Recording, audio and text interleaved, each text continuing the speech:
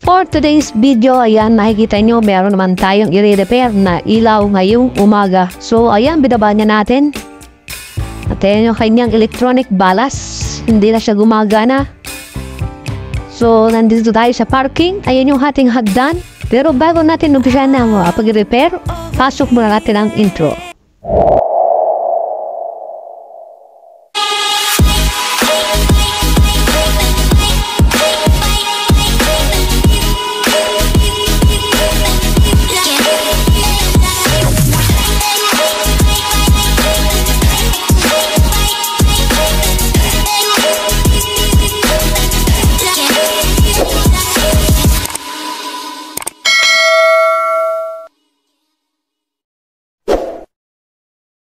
So ngayon nga guys, ay dinala ko na rito sa ating bunting workshop ang ating fluorescent light na i-repair.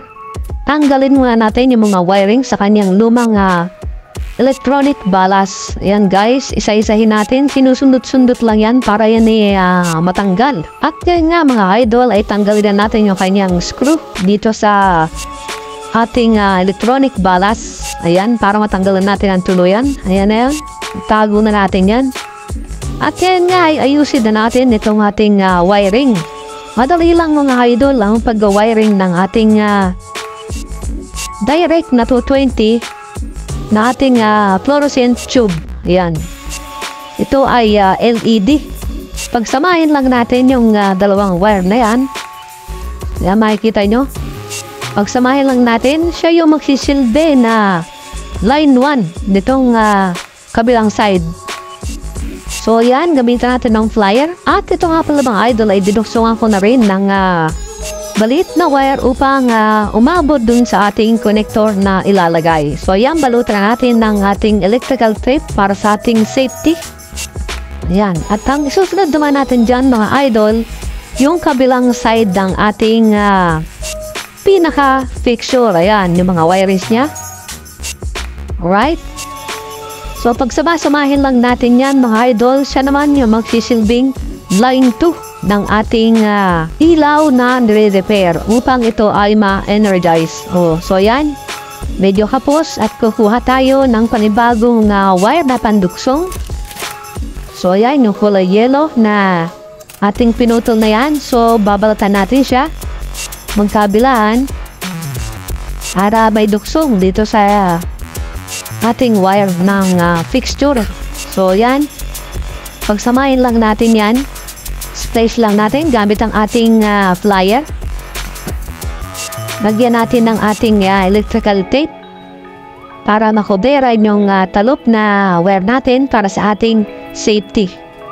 So ang pagtitape natin ay kailangan medyo hatakin lang natin ng konti upang humigpit at hindi basta-basta humalas sa ating pagkakatape. So yan, naduksungin natin yung kabilang side at lalagyan ulit natin ng electrical tape.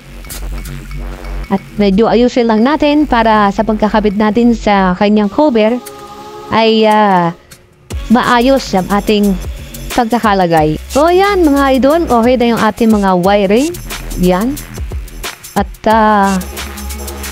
magkabila lang yan guys. Madali lang itong ating pag-convert ng direct 220 para sa ating LED na fluorescent tube. So ito yung ating fluorescent tube na LED, direct na yan sa 220 at hindi na natin kailangan ng electronic balas.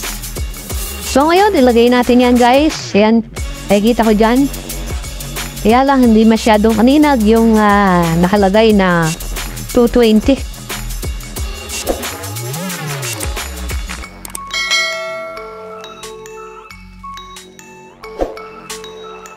So ngayon nga mga idol ay kumuha ako ng dalawang pirasong wire. Ito ay kakabit ko dito sa kanyang connector para naman ito sa kanyang power source upang ma-energize natin yung ating repair na fluorescent tube. Ayan, makikita nyo wala na yung ating electronic balas dahil direct na nga ito sa 220. Itong ating fluorescent tube. Ayan, LED na yan guys. Kaya napakadali lang mag-convert ng direct na 220. Basta ang gagamitin lang natin ay yung ating electronic tube o yung ating LED tube na direct to 20. So ayan mga idol, pwede natin testingin. At ayan, umiilaw na ulit siya. At meron ba tayong isang re-reparin? Alright, kunin muna natin. So yan nga guys, ito na yung pangalawang fluorescent ng ating i-repair. Ayan, bago natin simulan ng pag-repair na ito, ay naniniwala ba kayo sa kasabihan na huwag mong kaingitan ang taong mas nakakaalam? Magpakumbaba ka kung hindi mo kaya mahigitan, at huwag mong sisiraan. Dahil baka yung tao na yon ay nagtatrabaho lang at hindi niya sinasadya na ikaw ay mahigitan sa kanyang kaalaman. So yan guys, ang kasabihan na ating kapupulutan ng aral. At dahil iba't iba ang kasama natin dito, iba't ibang ugali, iba't ibang lahi, ay hindi may iwasan na merong tao na may ingit sa atin at hindi naman natin sinasadya na tayo ay kaingitan. So wala naman tayong pinagmamalaki sa kanila, kaya lang meron talagang tao na ganyan talaga ang ugali. So ngayon, pakita lang natin yung best na kaya natin gawin sa trabaho at huwag na lang natin siyang pansinin. At sabi ko ba, kung hindi mo kayang higitan, huwag mong siraan. Ayan, magpakumbaba tayo, magtanong kung hindi natin nalalaman yung tinatrabaho ng ating mga kasama. So, yan guys, balik tayo sa ating re-repair na ito. So, ayan guys, ganun pa rin ang senaryo. Pag samasamahin natin yung wire na kabilang side ng ating fluorescent, ayan, yung dalawang wire at saka yung apat na wire dito sa kabilang side. At yan ang magsisilbing line 1 at saka line 2. So, mamaya magdudugsong ulit tayo ng wire dahil hindi abot sa kanyang connector. At lalagyan natin ng electrical tape upang maging safety doon sa ating in-splice na mga wire. So ayan guys, gagamitan natin ng flyer. So ngayon naman mga idol ay lalagyan naman natin ng connector para sa kabitan ng ating power source at ng ating load side dito sa kanyang fixture. So ayan, makikita nyo, nalagyan natin ng screw at gamitan natin ng screwdriver upang mapihit ang kanyang tornilyo.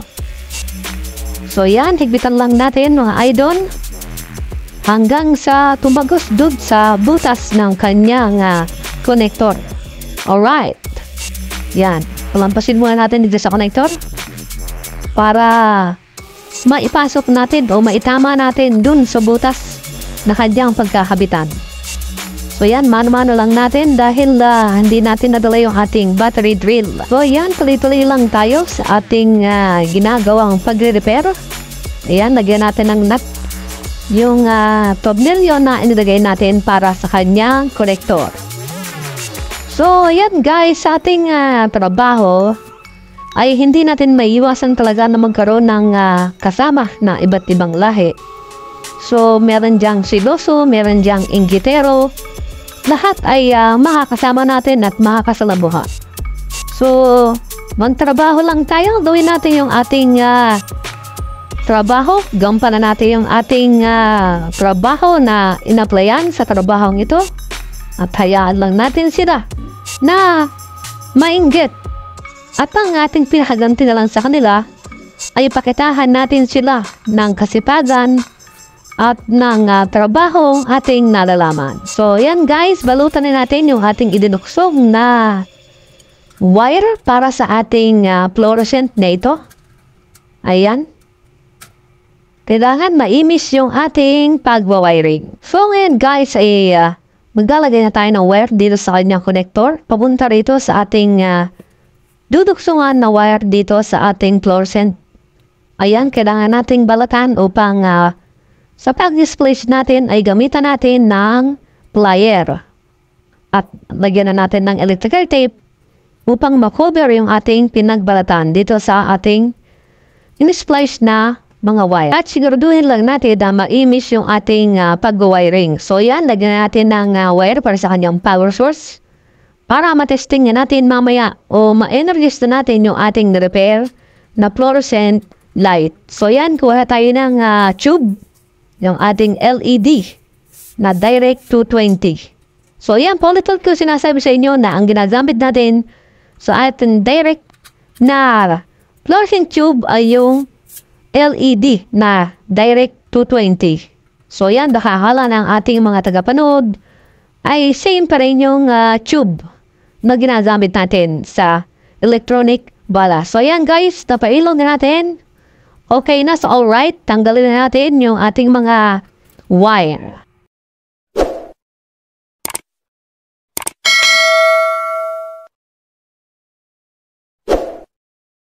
So ngayon nga mga idol ay narito tayo sa parking. Yan, balik na tayo dito sa parking at ito yung ilaw na pinagtanggalan natin nung pangalawang fluorescent light na ating repero na yon.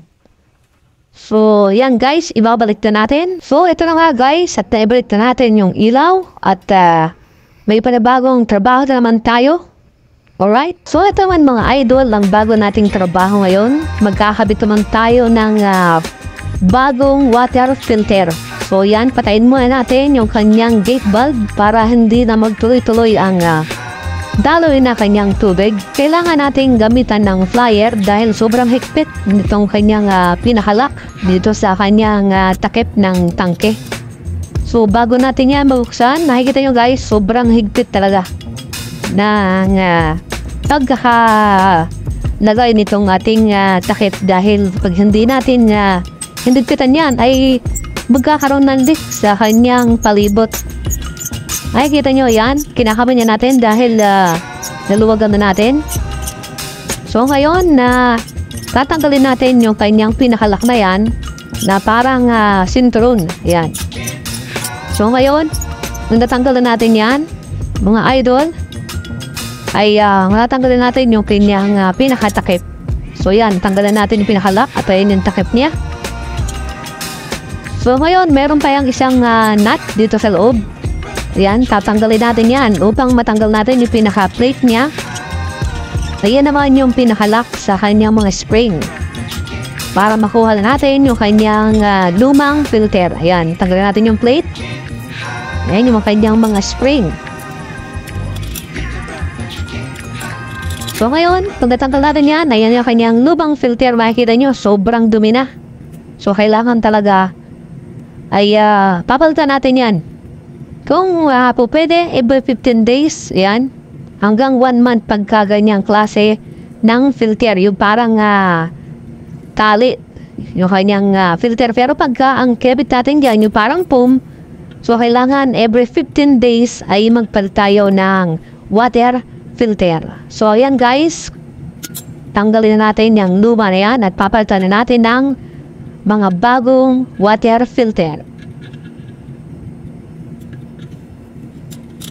So ngayon naman mga idol ay kailangan natin tanggalin yung pinaka drain. Yan, yung takip sa drain dito. Yan, makita nyo. Para maside natin yung natitirang tubig dito sa loob ng kanyang tangke. Dahil dyan ay mga may latak ng kalawang o mga dumi dito sa loob.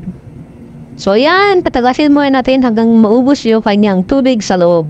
At mga pansin nyo sa aking trabaho mga idol, hindi lang tayo lagi sa electrical dahil ang trabaho natin dito ay maintenance electrician. Minsan mapapansin nyo tayo ay nasa electrical, minsan tayo ay nasa plumbing, minsan carpentry.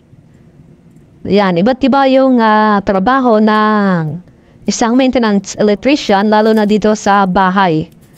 So, ngayon mga idol, yan, makikita nyo, ito na yung bagong filter na ikakabit natin dito sa ating tangke. Yan. Gagamit tayo ng blade cutter para matanggal natin yung kanyang plastic. Ingat lang tayo sa paggamit ng ganitong cutter dahil sobrang talas ito. Ingatan natin yung ating mga daliri na masugatan. So, yan guys. Bale, ang laman ng tangke nito na filter na ating ilalagay ay 5 piraso. So, yan. Ito na yung pangatlo natin. Yan. So, yan guys, ang trabaho natin dito sa bahay ng aming amo. Yan, minsan nga tayo ay electrical, plumbing, carpentry. So, tayo na lang din yung magkasabi pag hindi natin kaya o hindi pa natin alam yung ipinagagawa sa atin.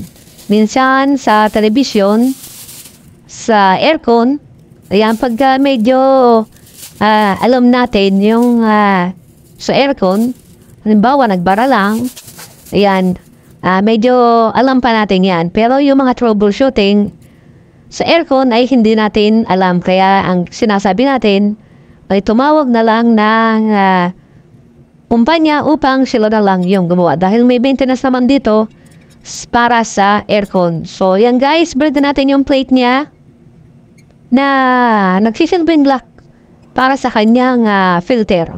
Para hindi siya umangat pagka binuksan natin yung tubig dahil yan ay may konting pressure. So, yan na yung mga nut natin na ilalagay.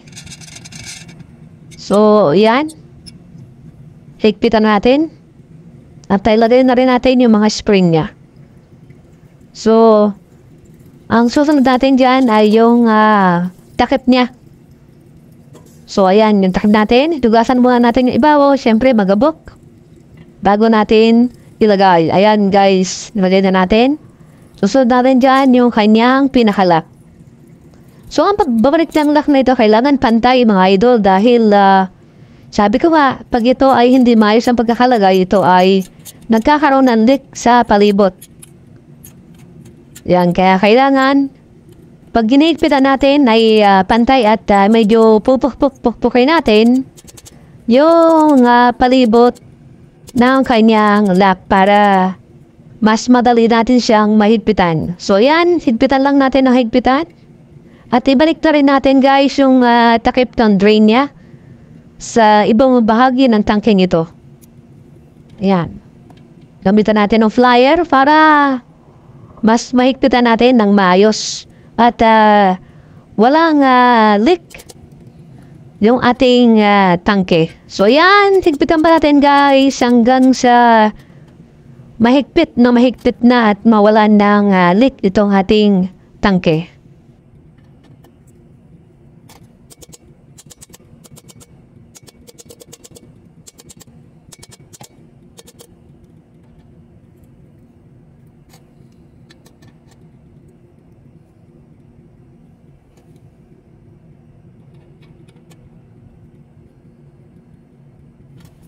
At kaya naman ay buhayin na natin yung ating gate valve para dumali na ulit yung kanyang tubig. Ayan, para mapilter na ulit yung mga dumi nito. At obserbahan lang natin kung ito ay magkakaroon ng leak. Kung okay ba yung ating pagkakahigpit dito sa ating tangke ng tubig.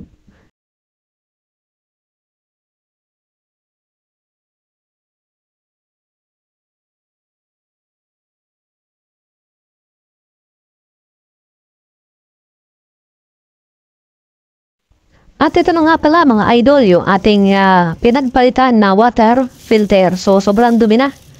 At as of now naman mga idol ay wala namang tagas o wala namang leak yung ating tangke. So yan lang guys at tapos na naman ang ating trabaho sa araw na ito. At kung umabot ka sa video ito, maraming salamat sa iyong panonood. At kung bago ka pa lang sa aking YouTube channel, please like, share, and subscribe. Yan, idol. Malaking tulong na sa akin yung inyong pag-subscribe at pakipindot rin yung ating notification bell upang updated ka sa mga bagong upload na aking gagawin. So, yan guys. Maraming salamat sa inyong panonood. At see you to my next vlog. And peace out. Thank you for watching.